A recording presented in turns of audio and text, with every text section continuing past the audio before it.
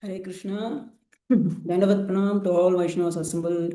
Thank you all for chanting the holy names during this Brahma Muhurta. Now we'll go on with our next schedule, that is discussion on Srimad Bhagavatam. Before that, I would like to thank all our leaders for giving us all these wonderful opportunities in sharing Srimad Bhagavatam during the morning auspicious hours. Before that, I would like to do some kirtan. Jaya Radha Madhava Kunja Bihari Jaya Radha Madhava Kunja Bihari Jaya Gopi Jana Vallabha Girivaradhari Yashodanandana Vrajavilasini Yamuna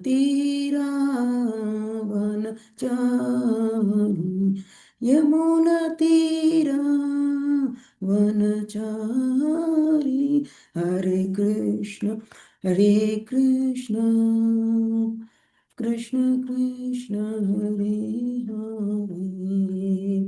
Hare Hare Rama Rama Rama Hare Hare Jayo Gandharvika Giridhari Gaura Hari Gandharvika Giridhari Gaura Hari Jayo Jayo Prabhupada Prabhupada Prabhupada Jaya Jaya Gurudev Gurudev Gurudev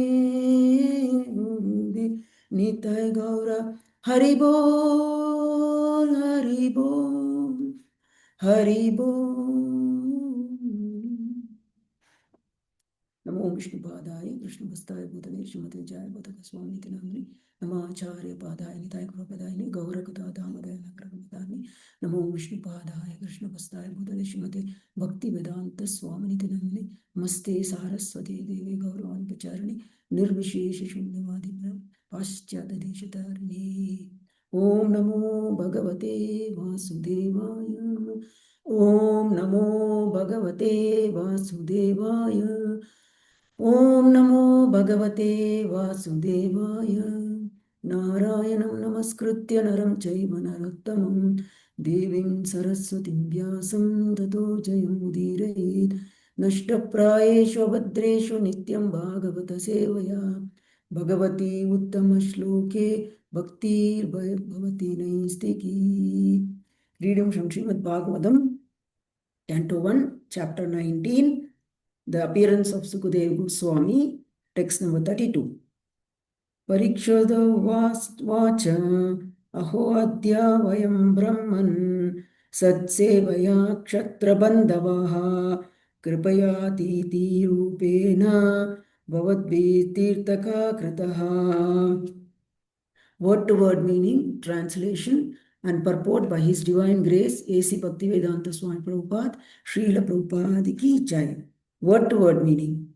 Parikshit Vacha, the fortunate Parikshit Maharaj said, Aho, ha, Adya, today, Vayam, we, Brahman, O Brahmana, Satsevaya, eligible to serve the devotee, Kshatra, the ruling class, Bandhava, friends, Kripaya, by your mercy, Atiti, Rupena, in the manner of a guest, Badvadbhi, by your good self, Tirtakha, qualified for being places of pilgrimage, Kritaha, done by you.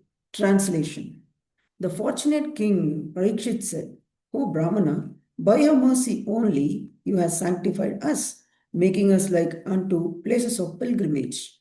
All by your presence here as my guest.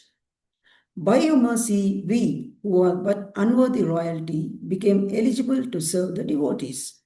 Purport. Saintly devotees like Sukadeva Goswami generally do not approach worldly enjoyers, especially those in royal orders. Maharaj Prataparudra was a follower of Lord Chaitanya, but when he wanted to see the Lord, The Lord refused to see him because he was a king. For a devotee who desires to go back to Godhead, two things are strictly prohibited: worldly enjoyers, the women. Therefore, devotees of the standard of Sukadeva Goswami are never interested in seeing kings. Maharaj Parikshit was, of course, a different case. He was a great devotee, although a king, and therefore Sukadeva Goswami came to see him in his last stage of life. Maharaj Parikshit, out of his devotional humility, felt himself an unworthy descendant of his great Kshatriya forefathers, although he was as great as his predecessors.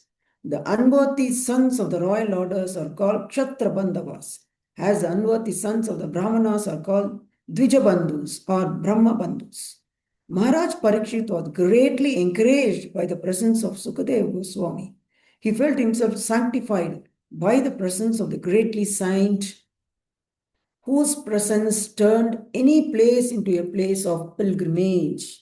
Om Agnanatimarandasya Gnananjana Salakya Chakshurunmilitam Yena Tasmai Shri Gurave Namaha Shri Chaitanya Manobhishtam Sthapitam Yena Bhutale Swayam Rupa Khadamayam Datatri Swapadantikam Vandeham Shri Gurum Shri Uttapada Kamalam Shri Gurum Vaishnavamscha Shri Rupam Shagrajatam Sahagana Raghunatha Vitam Tam Sajivam Sadvaitam Savadutam Parijana Sahitam Krishna Chaitanya Devam Shri Radha Krishna Pada Sahagana Lalita Shri Vishaka Vidamcha He Krishna Karuna Sindhu Deenabandhu Jagatpate Gopesa Gopika Kanta Radha Kanta Namostute Tapta Kanchana Gaurangi Radhe Vrindavaneshwari Vrishabhanu Sute Devi Pranamami Haripriye Vancha Kalpatabhyascha Krupa Sindhubhya Evacha Patitanam Pavanebhyo Vaishnavebhyo Namo Namaha.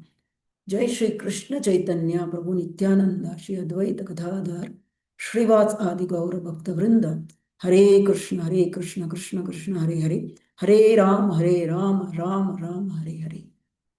Hare Krishna. So I request all your blessings and prayers for today's verse. So again, if you see here, it's a wonderful verse. And Srila Prabhupada makes it special, makes this very special. This verse started with Parikshit Vacha, just like we have, how we have Bhagavan Vacha, Arjuna Vacha. But here, if you read carefully, Srila Prabhupada writes in the purport, he writes that the fortunate Maharaj Parikshit said. So why Prabhupada has used this fortunate here? We'll understand why it is like that. Adruštavanta. In Kannada they say Adruštavanta. Then let's try and discuss this. Whom do we normally call Adruštavanta or fortunate? Someone who's got fortune, right? Or who is also called a Bhagyashali. Now, when we say that somebody is fortunate, here it just does not mean that he possesses something like car, bungalow, or bank balance, all those things. Here it means that one who's got a human birth, right? Who understands the aim of the human birth, purpose of this life, and who is progressing after coming into this human birth, progressing spirituality by choosing a bona fide guru to go back home, back to God, and relieving himself from the cycle of birth and death. And he is actually considered a very fortunate person. Of course, we can, if all these material things are required, but it has to be dovetail in the service of Krishna. Then it is considered using it, as a fortune, using it rightfully. So, if you see in other species of life, we cannot realize self and God. We cannot, build that sambandha, prayojana, abhideya aspect cannot be connected with Lord. Of course, in few instances like Gajendra or Bharata Maharaj as deer had special mercy, so they could remember God. So here there's a wonderful, bhajan, which says about the Durlabha Sharira, the Vaishnava song, which is composed by Srila Bhaktivinoda Thakur in a book called Kalyana Kalpataru. It says, दुर्लभ मानव जन्म लबिया संसारे कृष्ण ना बजिनो दुख कहिबो kahare. So the translation goes like this: the human form of life is the rarest opportunity for attaining spiritual perfection, but now I am lamenting because I have somehow or other been born with such an opportunity and I wasted it by never worshipping Lord Krishna. Oh, to whom shall I tell the tale of this misery? And even there's another author by Govinda Dasa Kaviraja who is wonderfully given this bhajan to us. Bhajao re mana Shri Nandanandana Abhaya Charanara Vindari दुर्लभ मानव जन्म सत्संगे तारो होई बाबा सिंदूरी अभय चरणार विंदरे. So author is saying here, having obtained this rare human birth, right? Cross over this ocean of early existence through the association of saintly persons, Durlabha Manava, rare human birth. So, a person who has understood that he has got a human life and leads his life according to the Shastras, as per the Shastras, he is the most fortunate. Similarly, here if we say Parikshit Maharaj has realized he is a fortunate person. Earlier too, in many verses, Parikshit Maharaj says that I have been born in such a kula, where I have been trained how to deal and behave with saintly persons and devotees of the Lord, and hence I am fortunate. And he also thinks that he had developed attachment to his family and attached to his duties as a king. And just to come out of that attachments, he has received this curse, and hence he is fortunate. And he has come to the banks of the holy rivers and is having association of all the saints and sadhus, saintly persons. And having come here on these banks during his lost days, and hence is fortunate. So he has realized that he is a most fortunate person and is giving so many reasons. Otherwise, what does a normal person think? Oh, this great king, he has been cursed and he's going to die. Such a bad luck. He's going to die in 7 days. But Parikshit Maharaj knew that he was the most fortunate person, right? So, this chapter in the first verse itself, Parikshit Maharaj was feeling very bad for his act as heinous and uncivilized action of garlanding a dead snake on Rishi. He felt it's a non-Vaishnava act, and it is coming from such a lineage, and being the grandson of the great warriors Pandavas, he felt to have disrespected such a lineage. Right? Now coming back to the purport, Srila Prabhupada writes that sadhus and saints do not prefer to meet materialistic kings. They keep them at a distance. We all know that Maharaj Prataparudra wanted to very badly meet Sri Chaitanya Mahaprabhu. But Mahaprabhu always rejected, or he refused to meet, saying that I have nothing to do with materialistic kings. Kings are generally have many luxuries.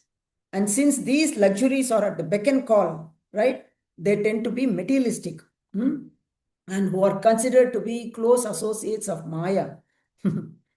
So that is why it is recommended for us to not take association of non-Vaishnavas. Asatsanga tyagave Vaishnavachar. CC Madhya Leela, it says 22.87. So a Vaishnava must be very strict in this respect and should not associate with Avaishnavas. If you take in Bhagavad Gita 3.29, the purport, Srila Prabhupada says, men who are ignorant cannot appreciate activities in Krishna consciousness, and therefore Lord Krishna advises not to disturb them and simply waste valuable time. But the devotees of the Lord are more kind than the Lord because they understand the purpose of the Lord, right? Consequently, they undertake all kinds of risks, even to the point of approaching ignorant men and try to engage them in Krishna consciousness, which are absolutely necessary for a human being. So the devotee of the Lord are more compassionate than the Lord himself. That's what we can understand here. So in the purport, Srila Prabhupada is saying here, Parikshit Maharaj was, of course, a different case. He was a great devotee, although a king, right? So we can understand the intensity of associating and non-associating. These are the two verses explaining that is in Nectar of Devotion, Nectar of Instruction, where what are the 6 favorable for devotional service and 6 things spoil our devotional service. How positively and negatively helps devotional services. First, Srila Rupa Goswami explains how our devotional service will spoil if involved in these 6 activities. He's saying, Jana Sangascha, Laulyamscha, Sadbir, Bhakti, Vinashyati, he's saying. Again, then Srila Rupa Goswami explains how 6 activities help us in devotional services. So he said, Sangatyaga Sato Vritti, Sadbir Bhakti Prasiddhyati, he says. So, coming back to the verse, Parikshit Maharaj says, such is my condition and my current situation is so bad that I proved that I am a materialistic king, or I proved that I am a Kshatra Bandhu. Very easily, it's given here, Kshatra Bandhu, who is unworthy sons of the royal order, it says, by performing such a condemnable act.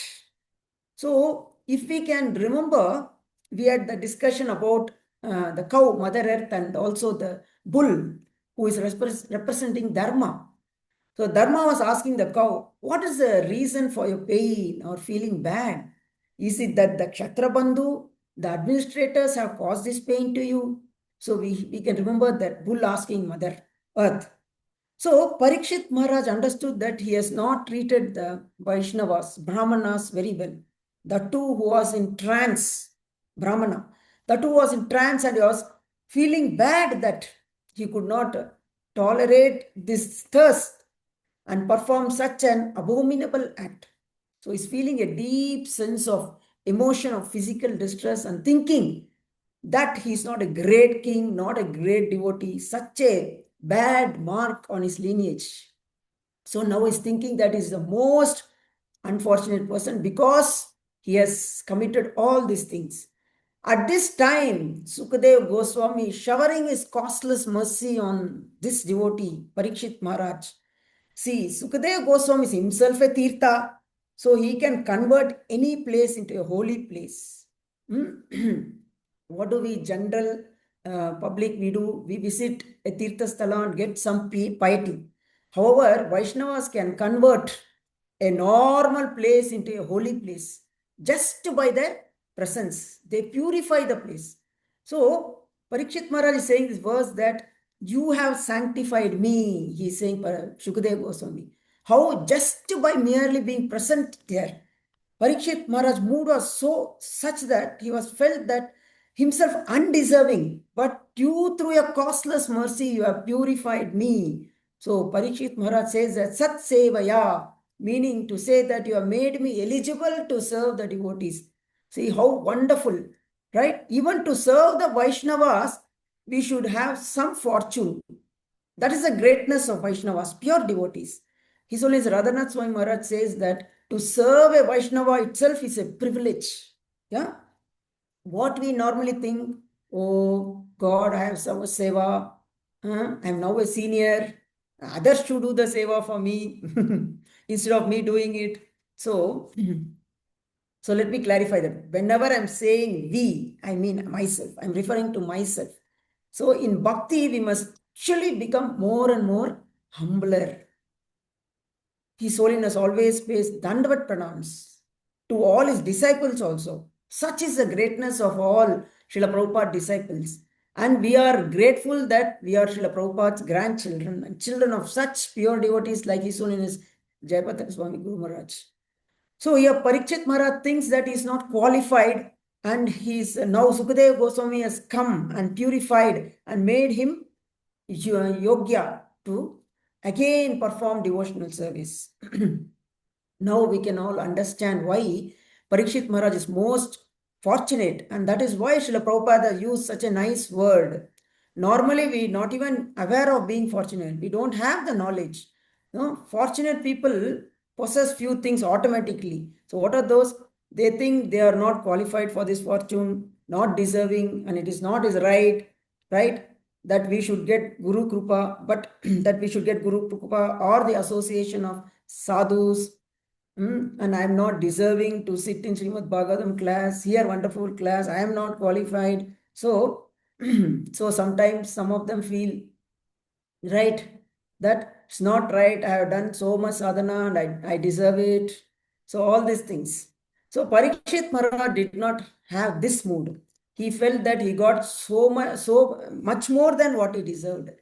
This mode of being fortunate because of costless mercy of some devotees ensure that we are always humble, and humility develops inside, deep inside, and we are always grateful to those devotees who has played an important role in our spiritual lives. If devotees do not value this costless mercy, then Durdaivam Idarsham Ihajani Nanuragaha. So you have invested all your transcendent energies, and there is no hard and fast rule for chanting these holy names. Oh my Lord, you have such so kindly made approach to you easily by your holy names. But unfortunately, as I have no attraction for them. So what we learn here, since we consider ourselves that we are not deserving, humility comes in. With humility, we also develop the attitude of gratitude, meaning to say that we start to acknowledge the contributions of others in our spiritual life. So this is only to those who consider themselves as fortunate. So only when we acknowledge or understand that we are fortunate, then automatically we can glorify the sadhus and Vaishnavas. So glorification is a natural consequence of accepting the fortune in our lives, right? Glorification also a wonderful way to get out of our envy. I recollect we had a discussion recently how envy cannot be used in Krishna's service, and only by glorifying from our heart and not lip again. Lip service, not lip service. Other Vaishnavas will come out of our enemies. So it is very important that we acknowledge a fortune in our lives, and we must also acknowledge, understand this fortune. We have been, because we have been unqualified actually. Both are. So for example, sometimes devotees claim that they came on their own to Krishna consciousness, or they are thinking that they got initiated due to their own credentials. Please remember, we got initiated only due to the mercy of our senior devotees, right? Now, what is glorification? Glorification is to accurately assess a devotee's worthy or their importance within our capacity. So, how to glorify? This has to come from our heart, and this has to be our honest opinion. What is Parikshit Maharaj saying here? He's saying, you, ho, Sukadeva Goswami, you have purified me and all of us. Parikshit Maharaj is not exaggerating this statement. Sometimes we can see the devotees over glorify some devotees. We can make out that was only a lip service and not from their heart. Completely false. And sometimes out of envy also we do that. So here Parikshit Maharaj is saying out of his heart, and knows that Sukadeva Goswami has really purified this entire place and all the other hearers too. And here Srila Prabhupada says Parikshit Maharaj is equal to his forefathers. Still, Parikshit Maharaj says that is unfit and not deserving. Hence, he says the word Tirtaka Kritaha. This is how we should glorify. Why we should glorify? So, Sri Chaitanya Mahaprabhu says that the envy and fault-finding tendencies goes away by glorifying and by accepting some mistakes and saying sorry will relieve us from self-guilt. Then our seva also will become sweeter. So, what is our takeaway point today? We must consider ourselves most fortunate that we have got in the contact with devotees. Somehow or other got interest in reading Srila Prabhupada books. Somehow we got some sevas in the temple and in circle sevas. And somehow we got some taste for cooking service. So when it comes, we have to grab the opportunities. Hmm? If we do not develop the mood of gratitude and think that I'm a devotee, I have become a senior devotee or Bhakti Viksha leader, it is a very bad attitude and it's not a right attitude. We must always remember that we are undeserving, and at least in my case, I am so undeserving. And Srila Prabhupada and his disciples have showered mercy on us. Only then we can be saved from Maya, or else we'll always be saved away by Maya. So let us all become happy devotees first. As they say, a happy devotee is the best preacher. We will be happy only when we acknowledge the good fortune we have received from the devotees and the parampara. How lucky are we to be accepted by Guru Maharaj, and we should not think that all our subordinate members are being controlled by us. No. Instead, Lord and Guru have sent them to us to be our representatives, to be representatives and help them in their lives. That should be our mentality. We have to connect all of them to Krishna, right? So, every invite we get, every chance we get to meet the Vaishnavas, or every invite we get to serve them, every invite we get to do Sankirtan activities, we must grab with both hands. We must consider ourselves most fortunate that a devotee has remembered us and has invited us to be in the association. And that is the only way we can stay away from Maya. So, these are some of the points I've gathered with the help of senior Vaishnavas and due to my, please, if I made any mistake, please, due to my ignorance, please pardon me. And of course, thank you once again to all the leaders for giving me this opportunity to share few points today in this morning class. Kantra Srimad Bhagavatam ki jai, Srila Prabhupada ki jai, Patita Pavan Gurudev ki jai, Hare Krishna.